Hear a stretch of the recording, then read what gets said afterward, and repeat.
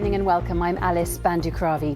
Residents in Southwark who are connected to so-called mega boilers or heat networks, which provide heating and hot water to multiple properties, claim they're being overcharged by thousands of pounds.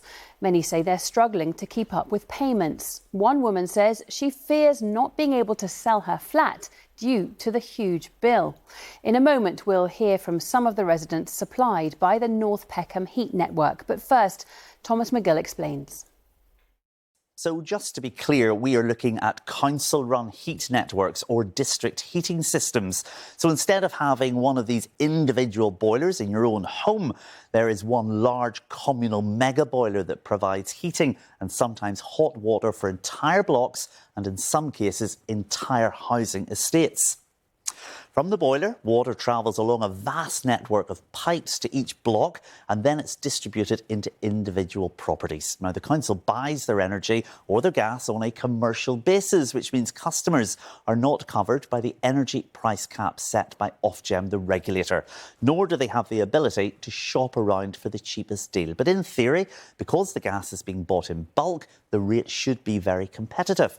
However, our investigation found that some customers are being charged as much as 30% more than the energy price cap for their gas, and that is contributing to very large bills, sometimes going into thousands of pounds. Now, we asked local authorities in London if they operated any heat networks and how much they are charging customers. Out of the 19 who responded, they're in red here, 10 confirmed that they operate heat networks. Those are the ones that are now turning green and include the City of London, Enfield, Hackney, Hammersmith and Fulham, Hounslow, Islington, Kensington and Chelsea, Southwark, Sutton and Wandsworth.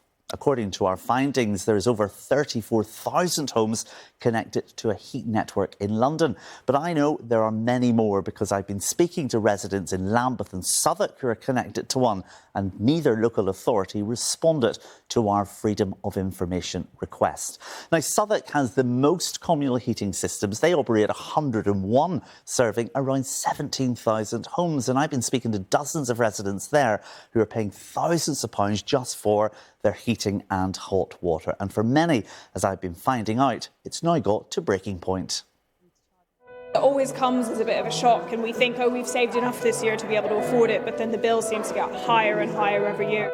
It's not being funny, it's a little bit like our loan shark works.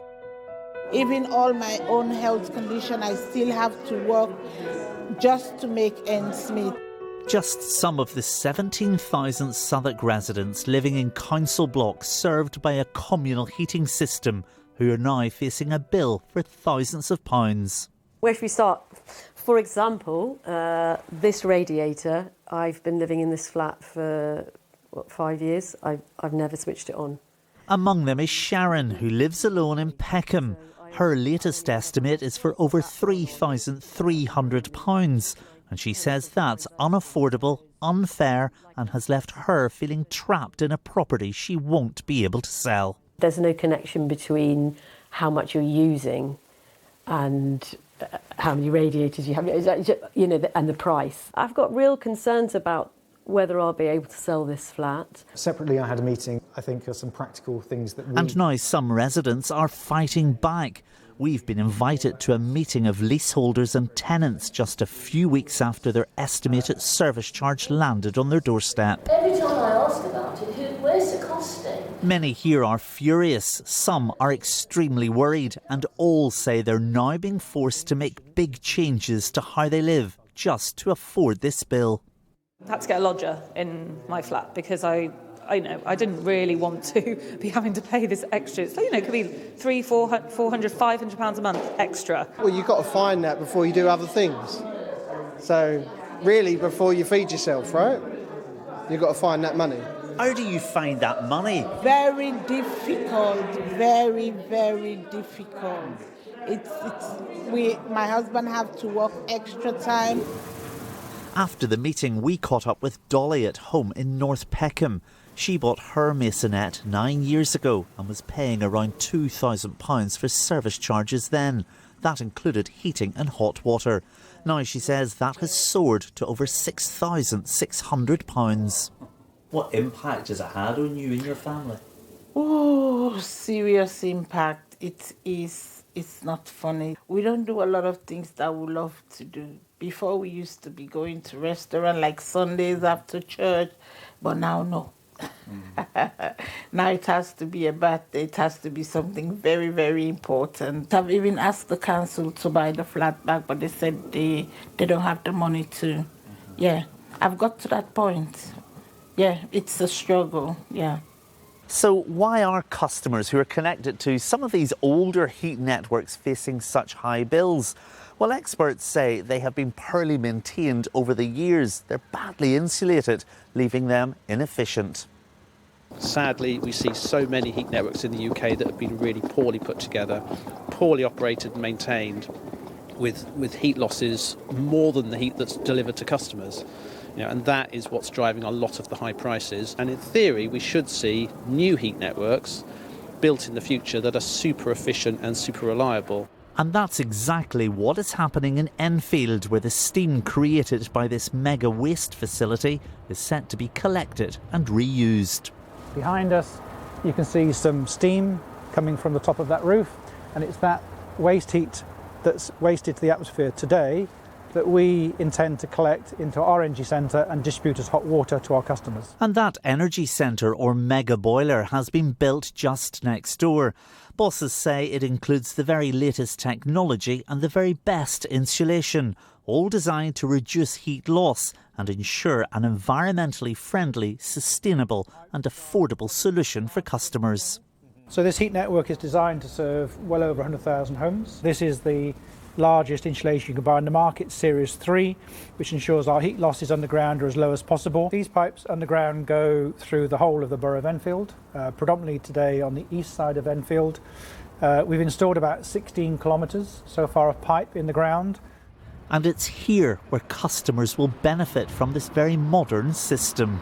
You can tell when it's going down, and if it runs out, you know that it... Mitzi is one of the first tenants to get her heating and hot water via this communal boiler and says it saved her a fortune. I think it's about £15 a week, more or less. You get the heating and the hot water as well at the same time. You can tell you when you run down meter and stuff like that and how much you're using as well. So it's really handy, actually. Despite government plans to introduce new regulations for the sector next year, thousands remain connected to inefficient and costly systems for now, not knowing when or if lower, more affordable bills are coming. Well, there were some pretty worrying stories there in Southwark. What has the council said? Yes, indeed there was, Alison. I had heard many more worrying stories from residents who were facing huge bills. Southwark Council told me that they do have older networks within the 101 heat networks that they operate, and that some use higher temperatures and more complex pipework, which can lead to more heat loss. They also insist, however, that reliability is high for them, and where performance is lower, they are prioritising upgrades. And what help or support is there for anybody who is concerned or affected by this kind of thing? Well, thankfully, there is help and there is support out there for people who are concerned. So, first of all, we should say that there are efficient, good heat networks operating in London. We heard from Mitzi there, who's connected to a very modern heat network. But clearly there is still a problem for thousands of others around London. It's thought there's around 500,000 people connected or linked to one across the country. And that's why Citizens Advice Bureau set up a specialist hub with specially trained people to deal with heat networks and the issues around it, where you can go to get support and advice. Also, that opened in April. Also in April, there was a new setup with the Energy Ombudsman. So if you have a dispute or a concern about your heat network or the provider, you can contact the Energy Ombudsman to register that concern and they will look into it. But perhaps more light at the end of the tunnel for customers is the government is set to introduce new regulations for the sector in 2026, January next year. And it's hoped that that will lead to higher standards within the sector. better run heat works and, of course, transparency as well. It will also mean, however, that some of those older council heat networks will have to be upgraded for any new standards that's introduced, and there's a big concern that that's going to cost councils millions and millions of pounds at a time when budgets are strapped. And again, leaseholders are concerned that they're going to be passed on those hefty bills. Absolutely, I can well imagine. Thomas Magill, thank you very much.